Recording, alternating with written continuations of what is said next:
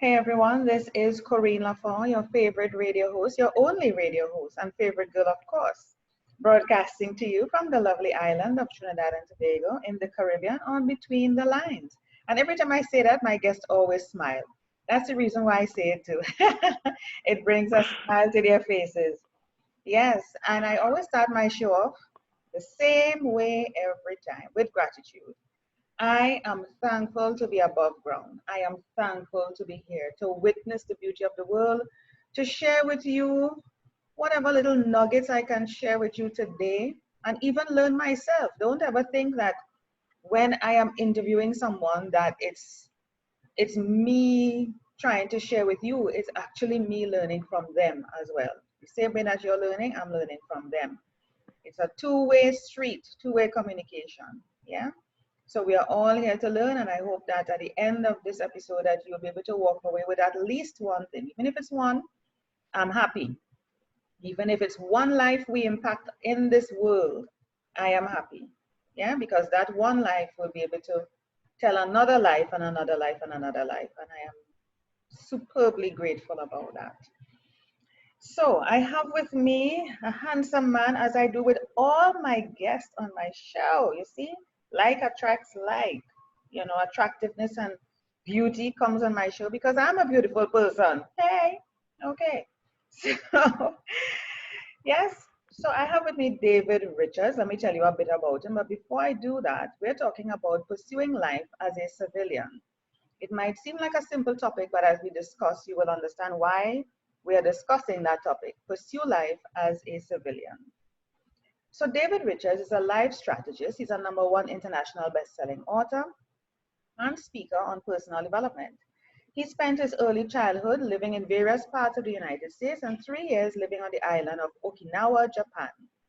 After graduating university with a degree in English, he was commissioned an officer in the Marines. He served 15 years on active duty before deciding to break out from the path his father and brother had followed in making the military a career and left the Marines to pursue life as a civilian. He joined Cisco Systems in 2006 and shortly thereafter discovered yoga. A year later, he taught his first yoga class, realizing the fulfillment that came from helping others see their vision more clearly. He became a certified life coach. He works with individuals and organizations, conducting training through private coaching engagements, speaking events, and workshops. Down to earth, insightful, and sometimes silly, we'll see that today. He blends elements of yoga with quantum physics to bring the esoteric together with the practical for a truly unique perspective of how the mind works, in turn creating easily understood self-development plans that create lasting change for a more fulfilling life. Welcome, David, to Between the Lines. Cody, thank you so much. It's very exciting to be here, and Trinidad and Tobago sounds pretty good right now. So it's a It little does. cool here in the United States, but that sounds good. Yes, it is. And I would like to make a little correction there. We say Trinidad and Tobago. People normally say Tobago. Tobago. Yes, Tobago. Yes, Thank you. no problem. So I don't want them to hold you up at immigration when you come to visit and you say Trinidad and Tobago. I want them to Right. welcome No, you. I appreciate that. I appreciate that. Yes, and you can tell them that Corinne taught you how to say Trinidad and Tobago. So they will let you in wholeheartedly and with love. Yeah? Excellent. Great. So David, you're pursuing life as a civilian. You had such a lovely military career. Your family pursued that. And I like how you said, you know, you broke out from that path.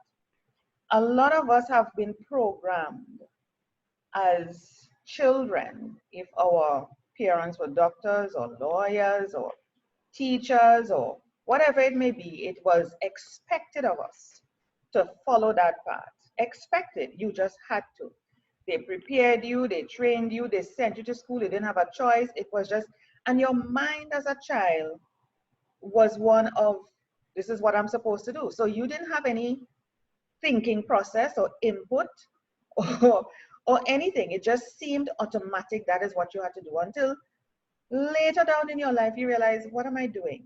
I don't know at what point you come to the awareness, consciousness that what am I really doing? Who am I?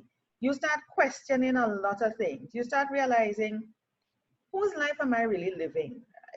is this what I really want? Do I have joy and happiness, excitement? What is going on? And you start to question, and then some of us may decide to, as our parents may call us, deviant or retaliate and go against the grain.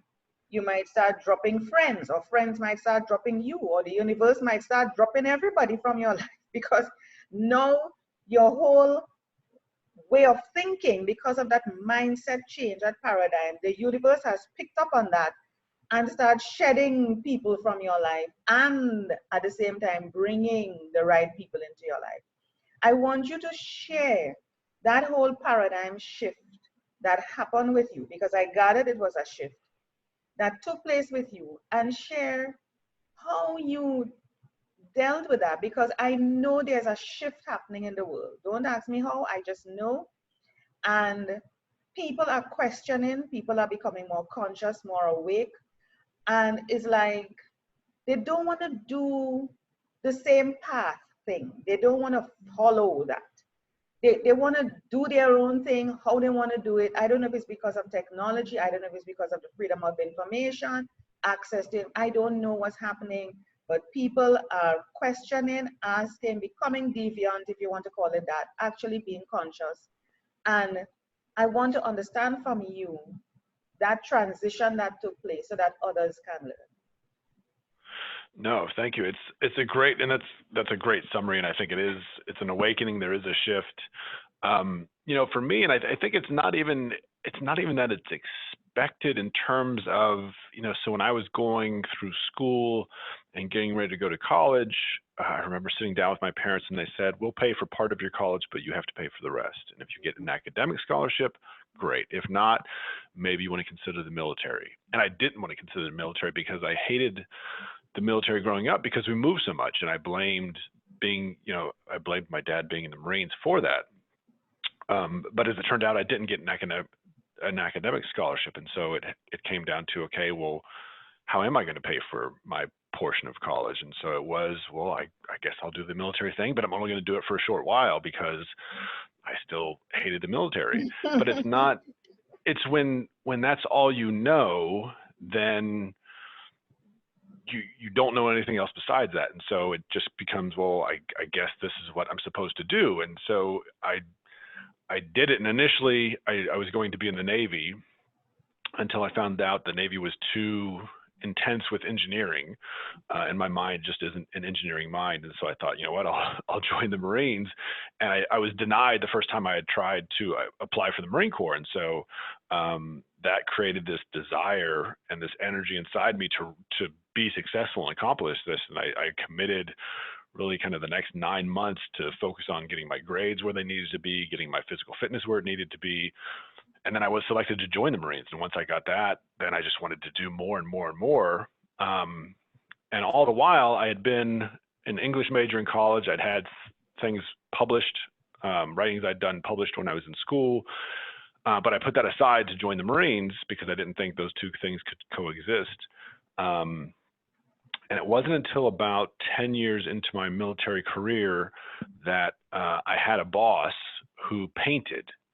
And I was blown away that there would be this Marine who had paintings that he had done in his office. And so I just remember being awestruck by that, and it started me writing again.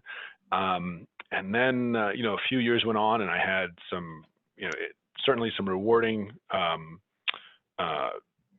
work that I did. I spent some time in Central America helping militaries down there modernize. But I ended up getting a benign tumor in my neck. Wow. And I had to have the tumor removed. And I remember I got it removed, and the next few days I'm like, wait, what am I doing? Like, this is not what I want to do. And I realized that it was the script that I'd been handed down, and it wasn't that it was forced to me, but it was just the only thing I knew. And I just got to the place where I'm like, I don't want to do this anymore. And so I made the decision a few months later to get out, came to corporate America and came to become a civilian. And probably a week after I got out, I took my first yoga class, and that developed or started the relationship with yoga, and then began the transition to becoming a civilian and really kind of getting to embrace my own story and really wanting to have a story that I could write and be proud of. Yeah. Now you decided to become a civilian, and it started with having the yoga class and pursuing that professionally. Now, I do a bit of yoga and I need to be doing it more, honestly, because I need that spiritually, honestly. Yes. I haven't been Right. doing it. The whole thing is about consistency, and I really need to delve deeper into it in order to do my meditations and to connect and align myself. And I just love silence. I live in silence. I don't have a TV, radio, or anything. I just love being in silence. People don't understand that. They find it's quirky, it's weird, why I don't know what's going on in the world, and I'm like, why do I need to know? There's so many negative things happening there. You listen to people's Sure. conversations, and all the first thing that's coming out of their mouth, David, is something negative. And I'm like, don't you have anything better to talk about? Really? Is that the first thing that comes to your mind? It's true. Well, and I think, there's such, especially here in the United States, and I imagine it's similar elsewhere, there's so much information that's, people are trying to get our attention with so much information, and some of it's negative. And I know here in the US, we have a 24-hour news cycle, and the most worrisome stories are the stories they lead with because it's going to get people's attention. And if you watch any amount of news, you just end up feeling like, oh, this isn't good. But it's true of TV. Even if just watching a lot of TV, what you come to find is you're watching other people's creations. You're watching That's whether right. it's an actor, you're watching people sell their products or whatever, and some of it's good, but most of it is, it comes back to the question: what are you doing with your life? What are you do? That's What are right. you creating? And how can you create something that is going to help someone and move one person to have a better life or make another impact with someone else's life? And that's an important point. What are you doing? How are you making a contribution? You're consuming what everybody else is pouring into you, good, bad, or indifferent. What about what Yes. are you creating to pour into somebody else? That That, is just imbalance to me. That's well, and that's just it. It's almost in some ways like society cultivates consumption. And that's part of the script that we're handed is, oh, buy this, or if you want to be the cool kid on the block, you buy this or you have this. Yeah. And so we develop this mindset, oh, I have to have the latest shoes, or I have to have the latest whatever. And you get caught up in that, and it's never enough. And so you just go from, I need this, now I need this, now I need this. And, for an economy, it might be good, but for your development, your soul's development, it's not the best thing. And you mentioned something there, your soul. People are not even, I don't even know if they know how to spell it, because the thing about it is they're not paying attention, as far as I see, to their soul. As much as people, there are a few of us, or some of us, that are becoming conscious, realizing that, what is happening? Who am I? How do I fit into this whole universe? What part am I playing? There are still the majority of people that are so egocentric. They're focusing on materialistic things, running down the job, the money, the status, the so-called fake friends, because they are fake until something happens and you really know who your friends are.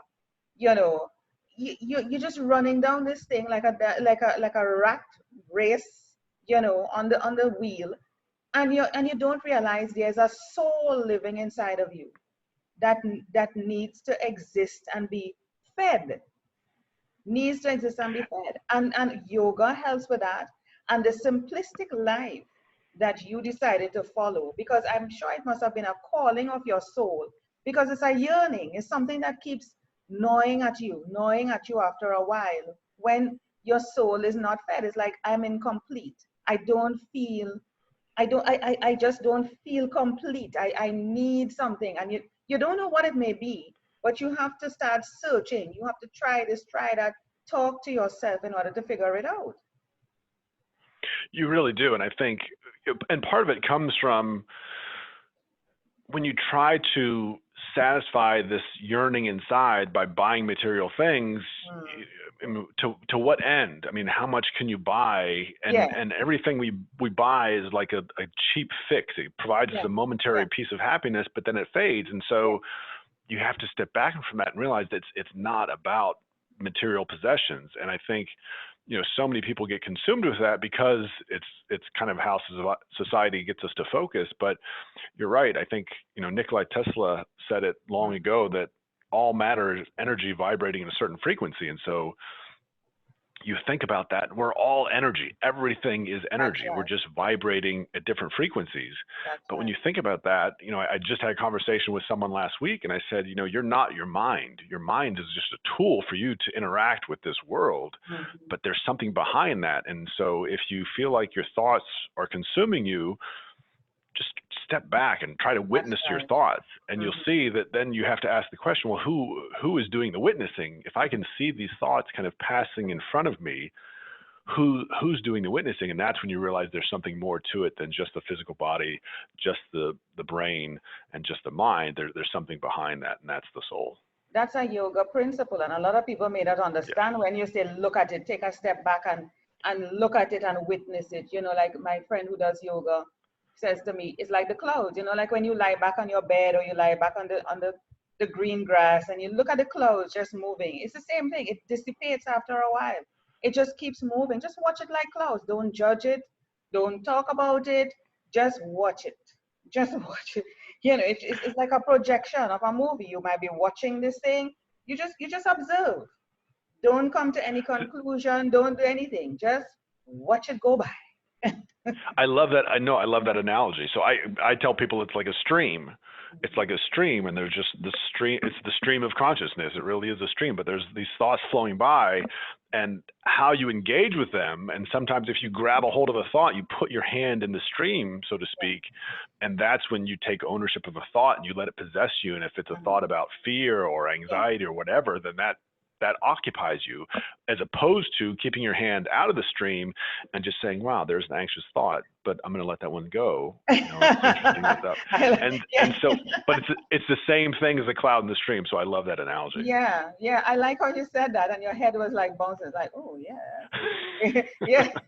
It's actually really funny, and I think it is such a great exercise to do. You don't really talk to it, you just allow it, and you're like, hey, I was fearful about that, or I feel fear over that. And the thing about it with yoga and with this whole acceptance, it's a sort of acceptance of yourself. You don't fight it. Why it stays with us is that we hold on to it, like you say, and we fight it. I don't want to feel that way. Why am I feeling that way? And you start bringing judgment over it. No, you're like, oh yeah, I feel that. Okay, I feel anxious. I feel fearful. Why am I feeling anxious and fearful? And you continue the why. Why am I feeling this? Okay. And it leads to more questions, more answers, more answers. And you just allow it to pass by. It's okay to feel fear. In other words, you're acknowledging it's okay. It cannot hurt you. It cannot hurt you. It cannot do you anything. It's passing by.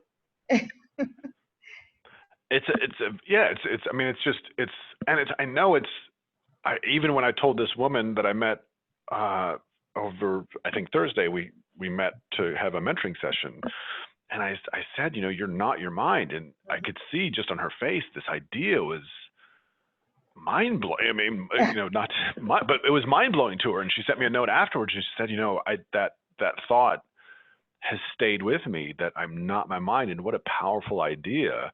And it really is but it's hard. It's so hard for people to step back and realize that, your view of the world is based on what you focus on, the meaning you assign to that, and then what you do about it. But you could look at, you and I could be in a room together and looking at a vase of roses. And for me, I might look at the roses and be sad because it reminds me of a funeral that I attended. But you might look at them and say, oh my God, those roses remind me of this beautiful gift someone gave me. And so we look at something, but we have two completely different experiences of it. And we can assign the meaning that we give to the things that we focus on. But oftentimes we have habits that people have created that then we trigger this thought, which triggers a feeling, and then that triggers more thoughts that make us feel that way. And then it's just this circle where people can't get out of their own heads. Yeah, the looping, the monkey chatter. Oh my word. And the mind is very good at that. The mind is very good at bringing back things from the past, way back in the past that you thought were dead and buried and double dead and triple dead. and it brings Yes. it back. It's ridiculous. If you don't take control of your mind, it's going to run you into the ground, David. It's going to make you feel guilt, shame, embarrassment. It will torture you.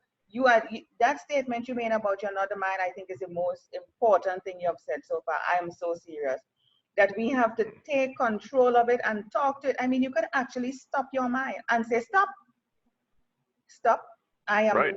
I am not accommodating you. Or you can say, thank you so much for sharing. I think I remember Abraham saying that. Thank you so much for sharing. Right. Yeah. Right. And then, and that's, I've heard someone else say, get in your head and you're dead. And it's just, we can paralyze ourselves by analyzing something and overanalyzing it. And the Yes. key is just stop and do something. Yeah. Get out and do something Put something and just take positive. action. Yeah, and Yes. replace that thought, replace that feeling, The thing Yes, absolutely. about it is that we're talking moving from a sort of not really forceful, but like you say, scripted or programmed life to one where you move to a civilian. And why are we talking about pursuing life as a civilian? Because it's a simplistic life. You have moved from that whole status of military and all of that, all the aplomb with being in the US military, it comes with some sort of status. So just putting on different types of clothes and you're just the regular guy. You're just David, you know. Right. This sort of simple life may not be in keeping with some persons. I mean, when you look around in the world, like, you go on Google or people might share things on YouTube, people have downsized from 4 bedroom, 5 bedroom houses to 1 bedroom. I mean, they're even in some little houses that they built from whatever. They just want a simple life, living in the woods Right. or living wherever with minimal conveniences. Yeah, they have the light and the water and whatever, but this is what they want because there's a certain amount of stress that comes with a complicated life. Yes, there's the status and the friends and the whatever, but what really is it adding to your life other than stress, David? compared to compared to a simple life where you can wake up and enjoy the beauty. You never notice the trees. All of a sudden you're noticing the trees. You have the time. You suddenly start to say, I never saw that plant there. Oh my word. My neighbor, I didn't know my neighbor's name. Now I know my neighbor's name is David. You you you suddenly have a different outlook on life, which brings so much joy, happiness, peace to your soul. And as a matter of fact, I mean, I'm telling you this from my own experience, it gives you longevity of life. You Yes. actually go out into the world smiling. I've had some people say to me, are you always like this all the time? I'm like, yes. I'm so, and they're like, do you know something is wrong with that? I'm like, no, I don't know that. Do you, they're looking at me as like, how could you be smiling all the time? I'm like, I don't understand the question. you know, I really don't. So Right.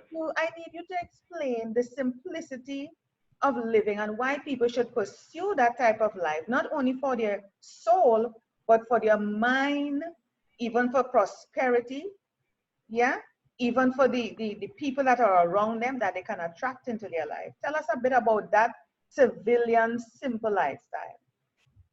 Well, I think it first starts with the other interesting thing, specifically, I think about the military, but maybe too about other service industries as well, is they have an identity that they want to give you. And certainly in the Marine Corps in the Yeah. United States, even though it's the smallest of the four armed forces, it has probably the biggest reputation.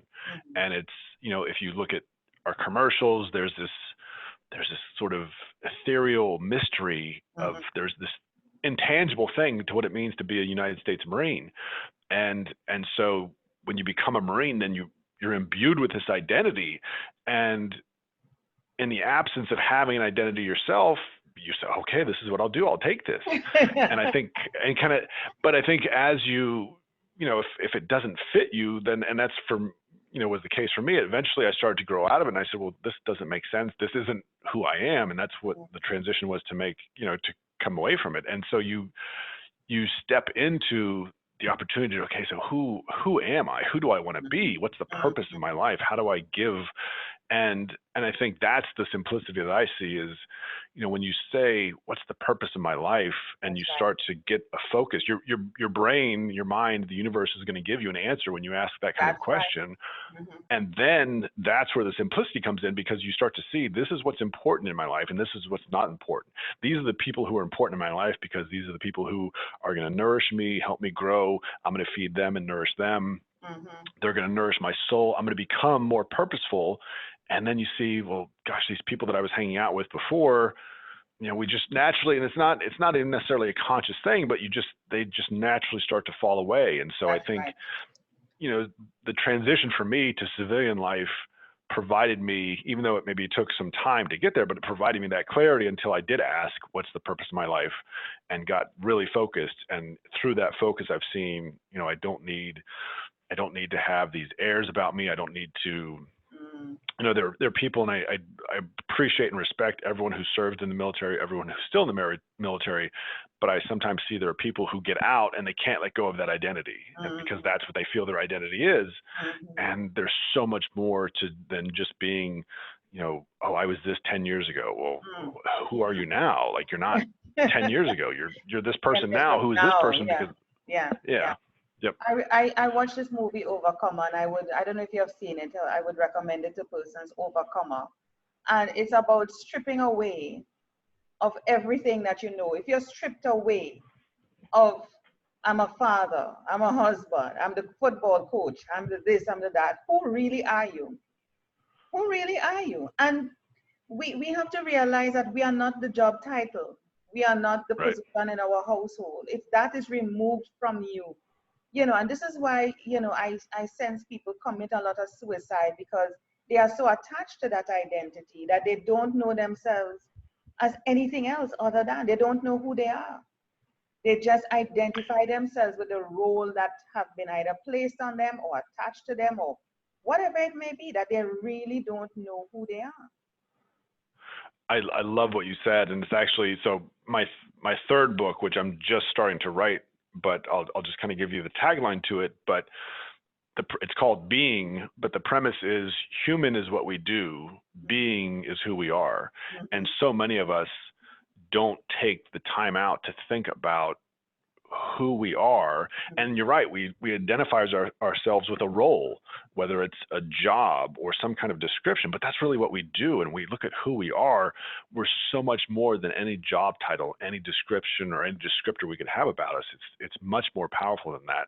And I think sometimes people lose sight of that. And I agree with you. I think that's why they get lost and like, well, I can't, if I'm no longer this, I don't know what else to do. I don't know who else I can be. And Yeah. so instead of embracing the unique gift that they are, they lose themselves, and that's what makes it hard.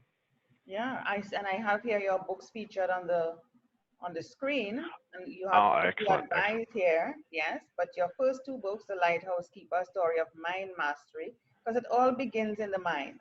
Yes, even though you're not your mind, it all begins there. Yes, Yes, as Bob Proctor absolutely. says, things are created twice, in your mind and in form. It starts, you already created it in your mind, and then it becomes form. So things are created twice, not once. So, and then you That's have right. whiskey and yoga. Now look here, David, you're not supposed to be drinking when you're doing yoga. Just to tell you, in case of all these years you've been doing it, you've been drinking. Now I I am know. just, yes, please. Yes, please. That's why I can never do my balance poses, because of the I whiskey. knew No, it. I'm I kidding. knew it. You've been drinking. Tell us No, about it's this it's book. yeah. So no. So first, the Lighthouse Keeper actually comes out at the end of the month. So Okay. I'm very excited, but it's just coming out March 31st. Mhm. Whiskey and Yoga. I wrote that in 2017. I was really surprised. It became an international bestseller, #1 in self-help on Amazon. But the idea came to me. I've been practicing yoga now for 13 years. Wow. I've come to really enjoy Scotch and whiskey. And for Christmas in December 2016, someone gave me a T-shirt that said whiskey and yoga. And I said, that's pretty funny. And then it was I was reading actually Napoleon Hill's Think and Grow Rich, Yes. and in that book, in the first or second or chapter, he asks, what is the purpose of your life? That's And I right. realized I had never asked myself that question. I'd always asked myself, it kind of goes back to who we are or what we do. And I always asked myself, what do I want to do? In the Mm-hmm. Marines, it was, where do I want to go next? What assignment do I want next?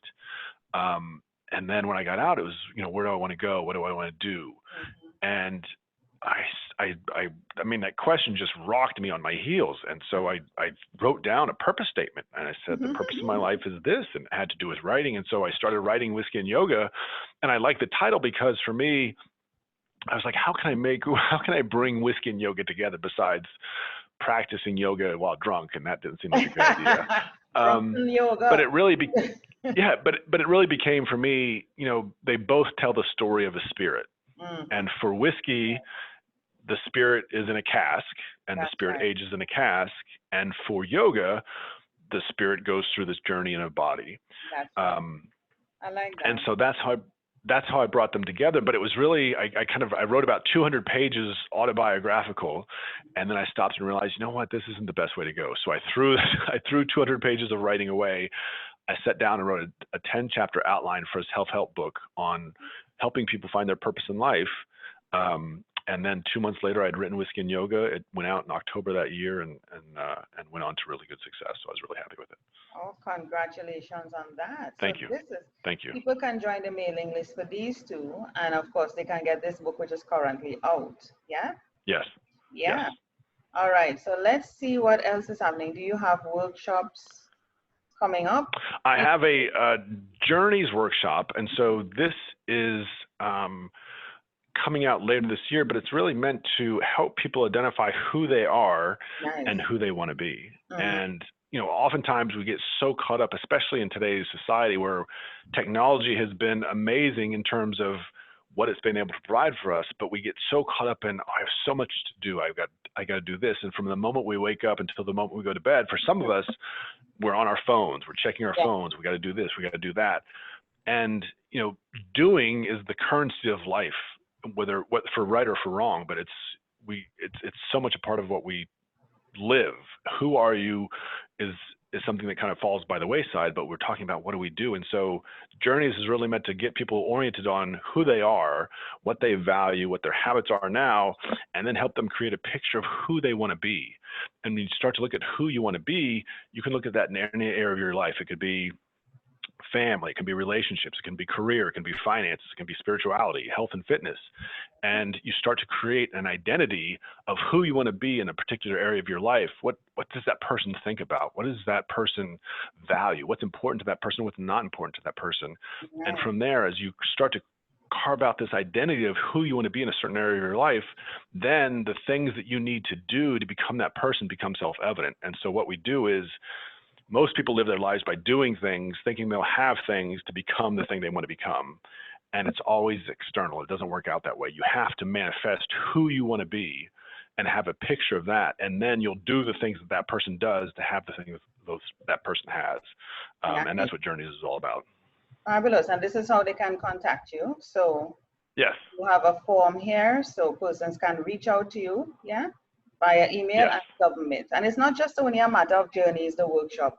If anybody wants to reach out to you at all, they can use this contact page. And of course, there's all the little mails flying around you. So lots of mail. I'm also available for keynote speaking, and obviously I'm happy to be on interviews like this one. okay, great. And there's a speaker one sheet that persons can get. All those who are in the media, persons who are hosts of podcasts, etc., they can download this to get to know more about you. And of course, they can always check you out on Between the Lines, this interview, and be able to get to know more about you and our discussion. Yes? Is there Yes. any final words you want to say, David, before we close off the show? No, Corrine, I thank you so much for your time today. I've really enjoyed our time together, and hopefully, as we talked about, this has helped one person in your audience at least, Yes. hopefully more than that, but have made an impact on someone's life. And so I really appreciate our time. Oh, yes, I appreciate our time too, and I appreciate you waking up from, that type of life. There are few of us, but I appreciate all of us that are waking up, and little by little, eventually the energy flow is going to touch someone. And I think it's how we live our life that others look at and want that. And, if we continue to live that kind of life on a spiritual journey and people see how our lives are manifesting, they'll want that same thing and ask us, what are we doing? What are we doing? And so we must continue on that journey. We must continue on that path. Thank you so much, David, for sharing your wisdom, sharing your knowledge, sharing your life experiences. And like you said, if it's one life that we change, we are quite happy to do that. Thank you so much. Absolutely. Absolutely. Thank you.